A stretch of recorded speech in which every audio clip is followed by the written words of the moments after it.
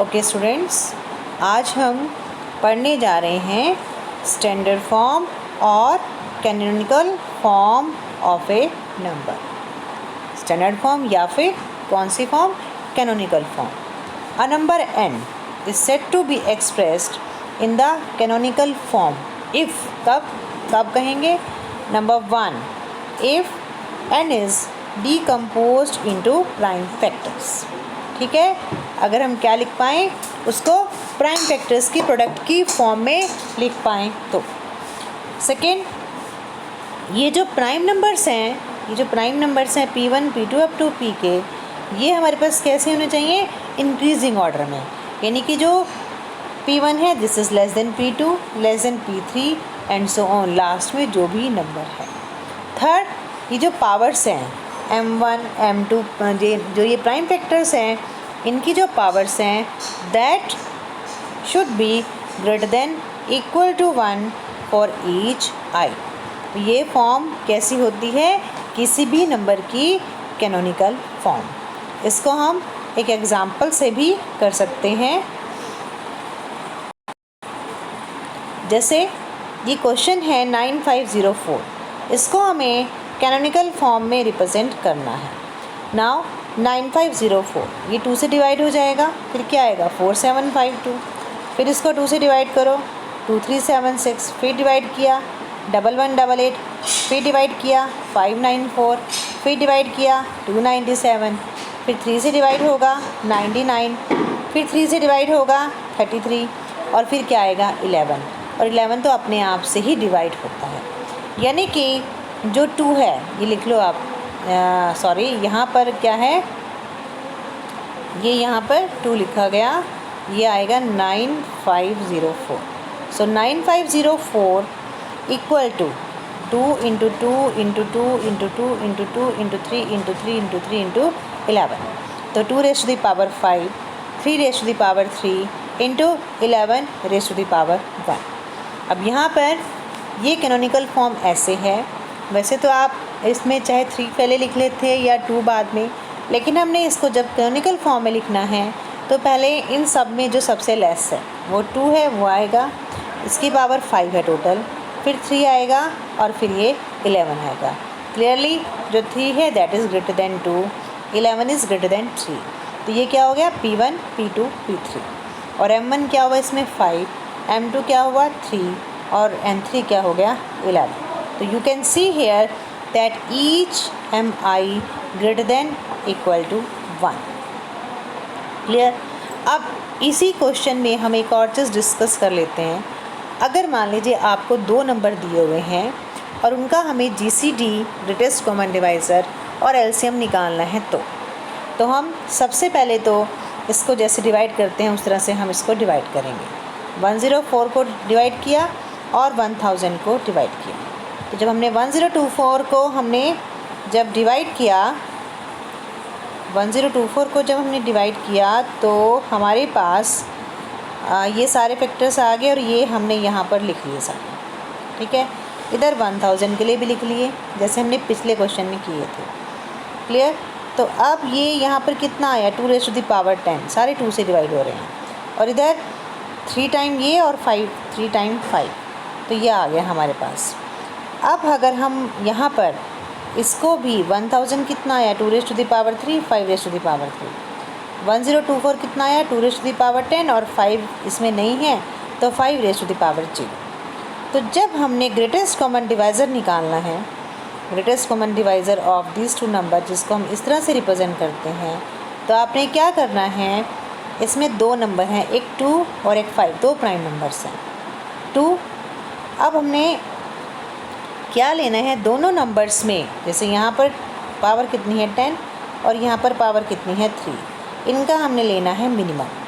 इसी तरह से 5 के लिए एक तरफ पावर है 0 और दूसरी तरफ पावर है 3, उसका लेना है मिनिमम। तो मिनिमम कितना है 3, तो 2 raise to the power 3, 5 raise to the power 0 और इसको हमने सॉल्व किया तो कितना आया? 8।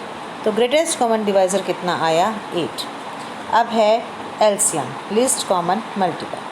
लीस्ट कॉमन मल्टीपल में केवल थोड़ा सा ही डिफरेंस है कि यही चीज़ आपने लेनी है बट आपने मिनिमम को मैक्सिमम से चेंज कर देना है। मिनिमम को क्या कर देना है, मैक्सिमम से चेंज। तो पावर कितनी आ जाएगी, 10, 2 रेज़ टू द पावर 10 और 5 रेज़ टू द पावर 3। तो इस तरह से हम ग्रेटेस्ट कॉमन डिवाइज़र और लीस्ट कॉमन मल्टीपल निकाल सकते हैं।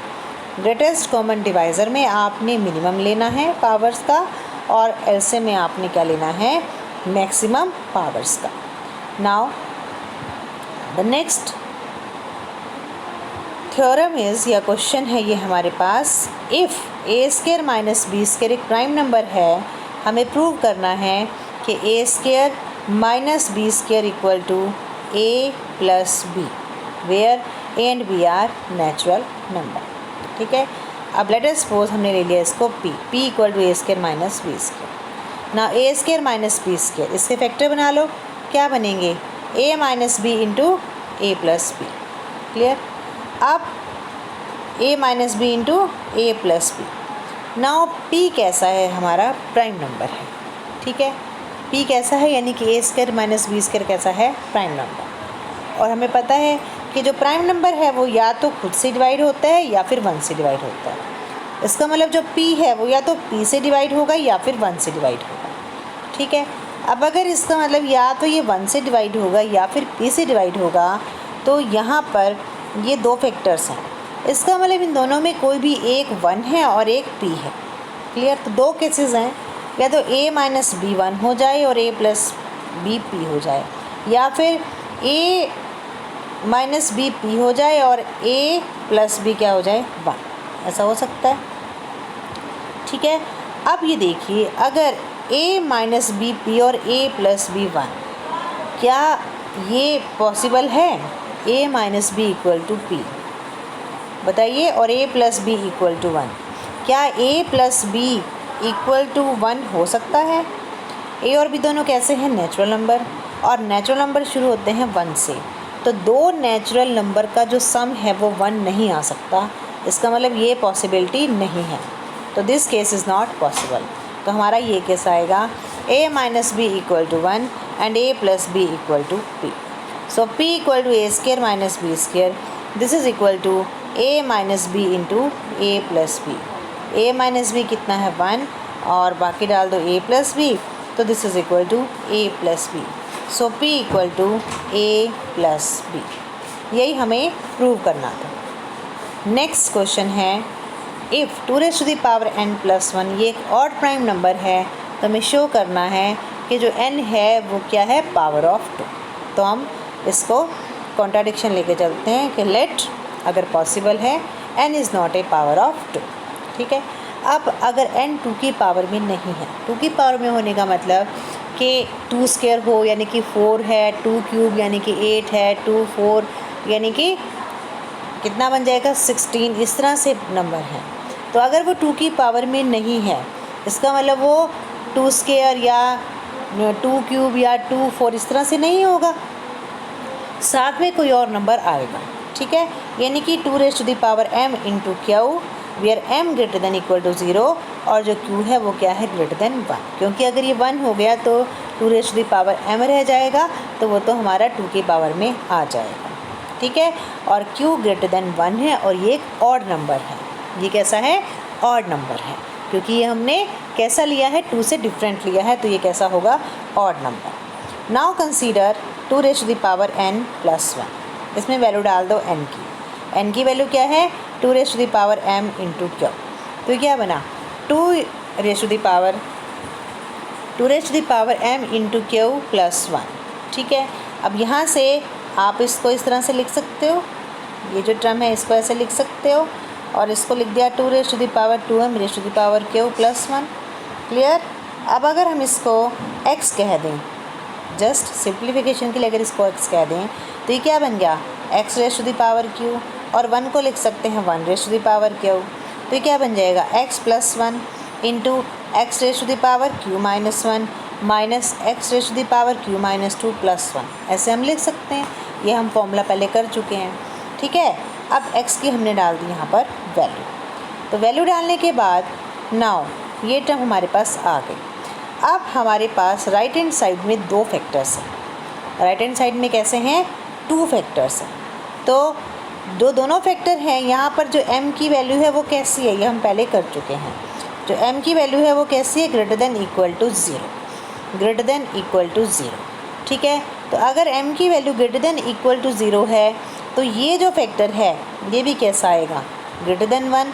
और जो ये सेकंड फैक्टर है यहाँ पर ये आपका ग्रेटर देन वन आ गया क्योंकि प्लस वन है साथ में। और यहाँ पर ये जो मर्जी आता रहे लास्ट में क्या है, वन। तो ये जो सेकंड फैक्टर है ये भी कैसा है, ग्रेटर देन वन। ठीक है, तो इसका मतलब दोनों के दोनों फैक्टर क्या हैं, ग्रेटर देन वन। तो इसका मतलब 2n+1 इक्वल टू क्या हो गया, product of two numbers each greater than one. तो इसका मतलब ये भी कैसा आ जाएगा, ग्रेटर देन वन आ जाएगा। अब अगर ये ग्रेटर देन वन आ गया इसका मतलब तो ये क्या बन गया, प्रोडक्ट, ये प्रोडक्ट है दो नंबर्स का, तो ये कैसा नंबर बन गया, ये कंपोजिट नंबर बन गया। लेकिन हमें तो जो 2n+1 है वो कैसा था, एक ऑड प्राइम नंबर था, ना कि कंपोजिट नंबर। ठीक है, तो ये एक ऑड प्राइम नंबर है ना कि एक कंपोजिट नंबर है, यानी कि जो हम लेके चले थे पॉसिबिलिटी वो नहीं हो सकती। इसका मतलब n जो है हम क्या लेके चले थे कि n is not a power of two, n is the power of two. Clear. Now the next question is, हमें प्रूव करना है √2 is not a rational number. ठीक है, तो हम मान के चलते हैं, let us suppose √2 is a rational number, ये एक रैशनल नंबर है। अब अगर ये रैशनल नंबर है then this is equal to a/b, this is equal to, ये हम स्टैंडर्ड फॉर्म लिख रहे हैं रैशनल नंबर की। स्टैंडर्ड फॉर्म होने का मतलब कि ये जैसे 2/3 होगा, मीन्स हम 2/3 ही ले रहे हैं, प्रॉपर स्टैंडर्ड फॉर्म ले रहे हैं रैशनल नंबर की, 4/6 नहीं ले रहे, क्योंकि 4/6 भी जो हमारा अगर हम उसको कैंसिल आउट करें तो वो 2/3 ही रह जाएगा, और 2/3 एक क्या है, स्टैंडर्ड फॉर्म, तो वो हमने स्टैंडर्ड फॉर्म ही ले ली। इसका मतलब ए और बी के बीच में 1 के अलावा कुछ भी कॉमन नहीं होगा। ठीक है, और जो b है दैट इज़ ग्रेटर देन 1, क्योंकि अगर b 1 हो गया तो सिर्फ a ही रह जाएगा, तो वो हमारा एक परफेक्ट रेशनल नंबर नहीं होगा। ठीक है, तो now √2 equal to a+b, squaring both side and cross multiply, तो क्या आ गया हमारा, a² equal to 2b²। This can be written as 2b into b। इसका मतलब क्या आ गया कि जो b है वो a² को डिवाइड करेगा। ठीक है, b क्या कर रहा है, a² को डिवाइड। नाउ अब b कैसा है, greater then 1, b greater then 1 है। इसका मतलब ये हम पहले थ्योरम कर चुके हैं, क्या, फंडामेंटल थ्योरम ऑफ अर्थमेटिक्स क्या थी कि b का प्राइम फैक्टर ज़रूर होगा। तो लेट अस सपोज b का प्राइम फैक्टर हमने मान लिया h। ठीक है, अब अगर इसका प्राइम फैक्टर है इसका मतलब ये जो h है ये b को डिवाइड करेगा। अब अगर h b को डिवाइड करेगा और b किसको डिवाइड कर रहा है, h b को डिवाइड कर रहा है, और b a² को डिवाइड कर रहा है, तो इसका मतलब h b a² को डिवाइड करेगा। अब यहाँ पर h कैसा है, h कैसा है आपका, एक प्राइम फैक्टर, याद रखना h कैसा है, प्राइम फैक्टर, और a यहाँ पर एक प्राइम फैक्टर नहीं है, मतलब a कोई भी नंबर है बट h एक प्राइम नंबर है। ठीक है, अब h हमारा a² को डिवाइड कर रहा है, इसका मतलब h a इंटू a इसको डिवाइड कर रहा है, इसका मतलब h a को डिवाइड करेगा। नाउ h a को डिवाइड कर रहा है और h b को भी डिवाइड कर रहा है, तो h a को भी डिवाइड कर रहा है, h b को भी डिवाइड कर रहा है, तो h is the common divisor of a and b, h is the common divisor of a and b, तो h a और b का कॉमन डिवाइज़र है। अब अगर हम ग्रेटेस्ट कॉमन डिवाइज़र की डेफिनेशन में जाएं तो ग्रेटेस्ट कॉमन डिवाइज़र की क्या डेफिनेशन होती है कि जो ग्रेटेस्ट कॉमन डिवाइज़र है वो सभी डिवाइज़र्स में सबसे बड़ा होता है। इसका मतलब जो ये कॉमन डिवाइज़र आया है, ये जो ग्रेटेस्ट कॉमन डिवाइज़र है या तो इसके इक्वल होगा या इससे बड़ा होगा। ठीक है, जो ग्रेटेस्ट कॉमन डिवाइज़र है वो क्या होगा, या तो इससे बड़ा होगा या इसके इक्वल होगा। सो a, b कैसा हो गया, ग्रेटर देन इक्वल टू, ये कॉमन डिवाइज़र हो गया, so a, b greater than equal to